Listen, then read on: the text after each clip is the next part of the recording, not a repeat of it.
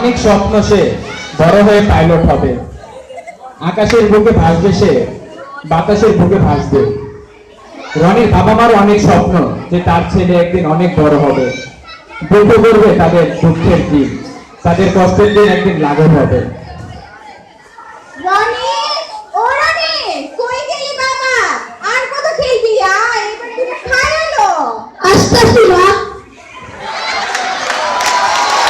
আমার খিদা পাইনি মা, আমি সবে তো মাত্র খেলতে গেলাম। আর একটু না বাবা, এই টাইমে এখন আর খেলে লাভ নাই, তার থেকে বেশি ভালো এখন চল খাই এলো, পরে খেলিস কেমন? আচ্ছা চলো মা।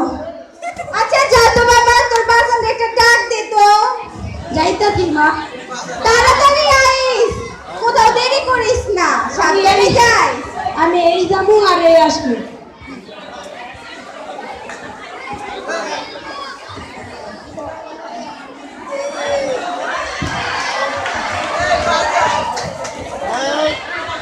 বাজান, ও বাজান, কই গেলা?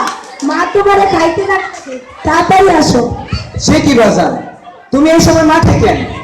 স্কুলে যাও না? আজ তো শুক্রবার, স্কুল বন্ধ, তাই স্কুলে যাইনি। আচ্ছা ঠিক আছে, তাহলে তুমি বাসায় যাও, আমি এদিকে কাজগুলো সেরে আসতেছি। না, আমি তোমার সাথেই যাবো। আরে আব্বা, আমার তো এখন অনেক কাজ বাকি, তুমি যাও বাবা, খেয়ে নাও। দাও, আমি তোমার সাথে সাহায্য করি, তাহলে কাজ তাড়াতাড়ি শেষ করে একসাথে বাসায় ফিরতে পারি। না বাবা, তুমি এই কাজ করবা কেন? তুমি তো অনেক বড় হইবা, তোমায় নিয়ে আমার অনেক স্বপ্ন। আচ্ছা ঠিক আছে, চলো, আর কাজ করা লাগবে না, চলো বাসায় চলো, বাপ বেটা একসাথে খামু না। চলো বাবা।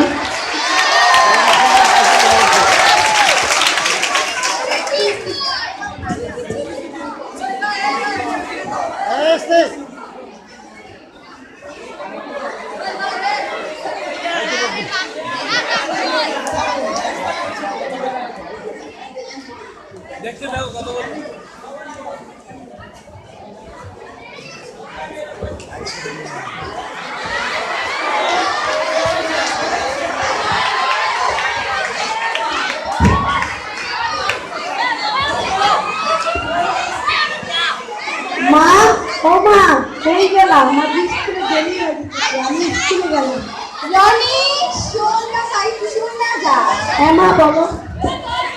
দেখ তো সুস্থ বাজান, তোর বাবা দুদিন ধরে অসুস্থ, ঘরের হাড়ি প্রায় শূন্য, আর ঘরে কেউ চাল নাই।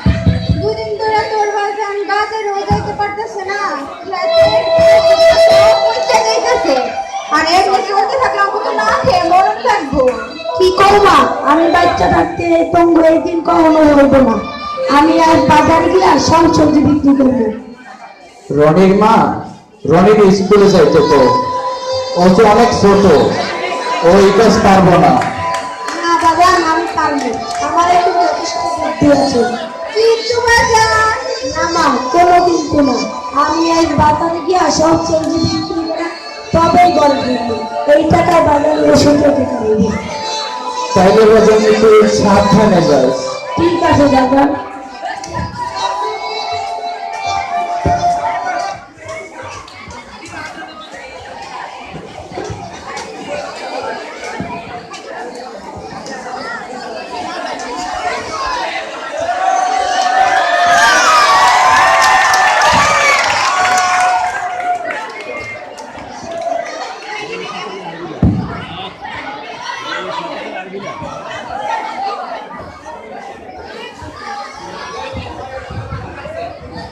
রায়হান, আয় রায়হান।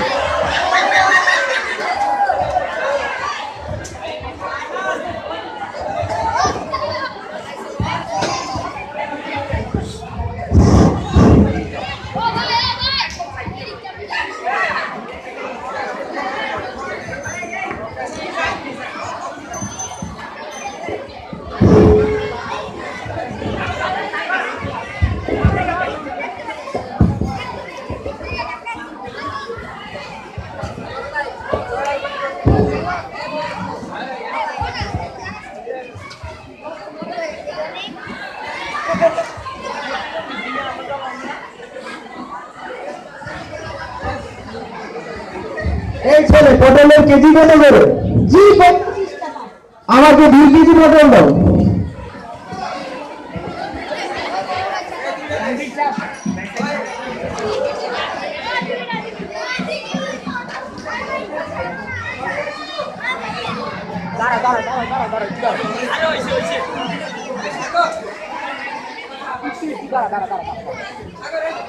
খারা খারা একটু খারাস না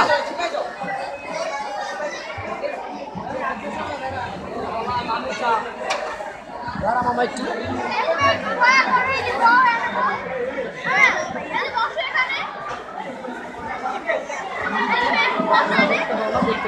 এই নিন কাকা।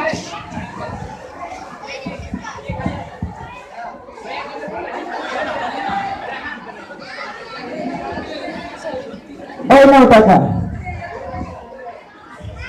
শুনুন, 2 কেজি পটল নিতেন 64 টাকা, আপনি আমাকে 74 টাকা দিন।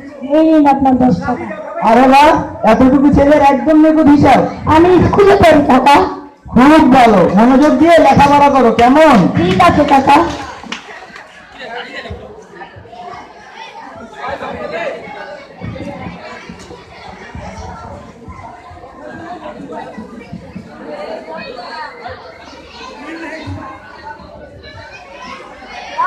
এটা কি সুন্দর, আমাদের গ্রামের জন্তু এরকম টায়ার আছে, আমি এটা দিয়ে খুব খেলবো।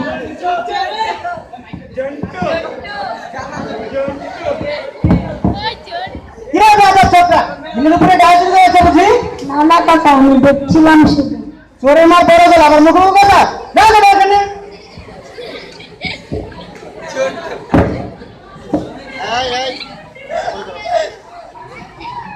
মালিকের অসাবধানতার কারণে এবার সত্যি সত্যি কেউ টায়ারটা চুরি করেছে। মালিক দেখলো টায়ারটা আগের জায়গায় নেই। তখন মালিক লক্ষ্য করলো ছোট্ট আমি তখনও বসে বিকিনি করছে। তখন মালিক প্রচন্ড রেগে গিয়ে, আমার টাকা কোথায় গেছে? আমি জানি না চাচা, ওটা তো আমি ওখানেই রেখে দিই। সত্যি বলছি, আমি জানি না চাচা। শয়তান ছেলে, মিথ্যাবাদী, বদমাইশ, বুঝছি তুই আমি অনবি না। তোর মধ্যে চলে কিভাবে ব্যবস্থা করতে আমি ভালোভাবে জানি। বিশ্বাস কর, আমি চুরি করি না, আমি চুরি করি না।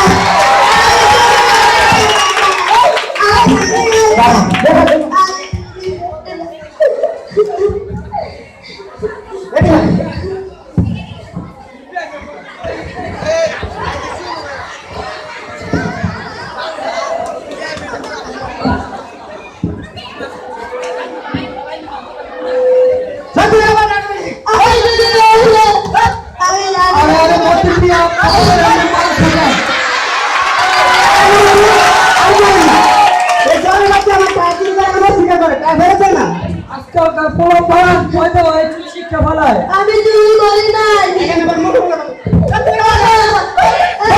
দাঁড়া, দেখা কি বলে?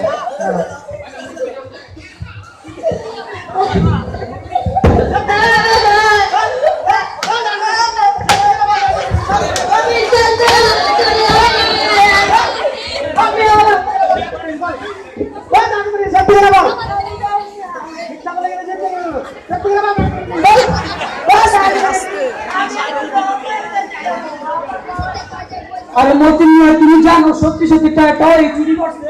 আরে মুরব্বী, আমি নিজে চোখে দেখছি চেয়ে টাকা চুরি করছে, এমন স্বীকার করে। বল বল বল বল বল বল বল সত্যি করে বল,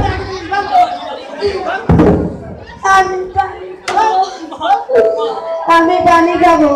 দেখা মুরব্বী চোর আমার নাটক চুরি করছে। তোরা পারি না, তোর গরম থেকে ফেলে দেবো দাঁড়া।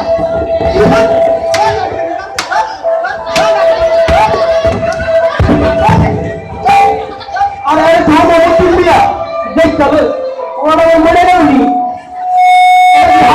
মনে গেছে।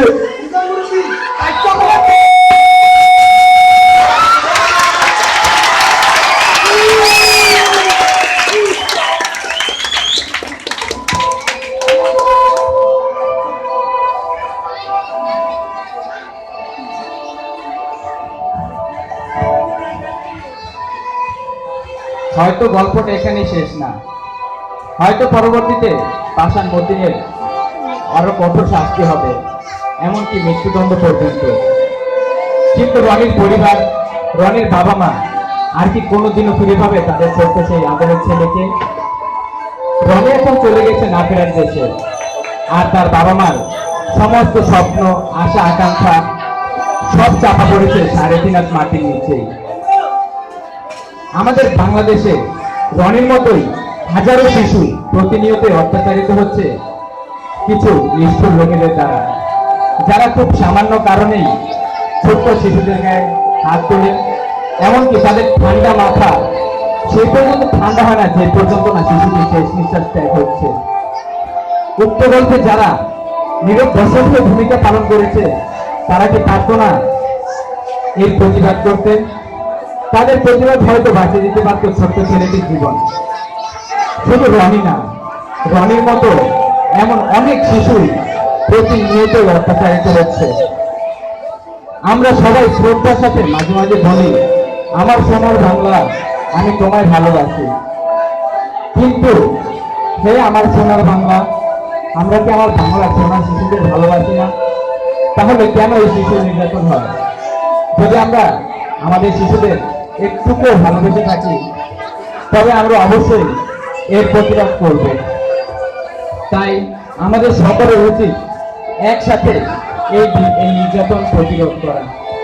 তাই আসুন আমরা সকলেই শিশু নির্যাতন বিষয়ে সচেতন হই এবং যারা শিশু নির্যাতন করে বা আপনার চোখের সামনে শিশু নির্যাতন হচ্ছে এমন ব্যক্তিদের দৃষ্টান্তমূলক শাস্তির ব্যবস্থা করা।